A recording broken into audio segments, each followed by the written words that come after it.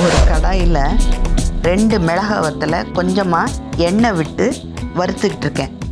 நல்லா வறுபட்ட உடனே 1 table spoon அளவுக்கு கடலைப்பருப்பு, உளுந்தம்பருப்பு, இல்லை வெறும் தனியாக கடலைப்பருப்பு அல்லது உளுந்தம்பருப்பு கூட சேர்த்து வறுத்துக்கலாம்.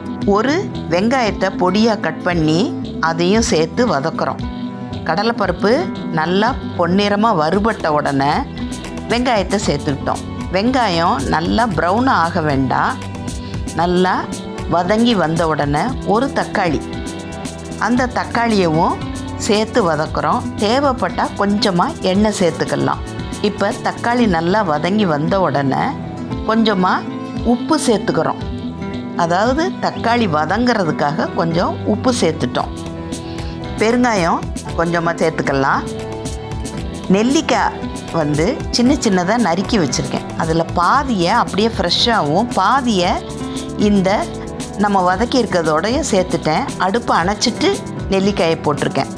இதோட காஷ்மீரி சில்லி பவுடர் கலருக்காகவும் அதை அப்படியே ஃப்ரெஷ்ஷாகவே போட்டு மிக்சியில் அரைச்சி எடுத்துட்டு கடுகு, உளுந்தம்பருப்பு, கருவேப்பிலை தாளித்தோன்னாக்க நல்லா விட்டமின் சி ரிச்சான நெல்லிக்காய் கார சட்னி ரெடி.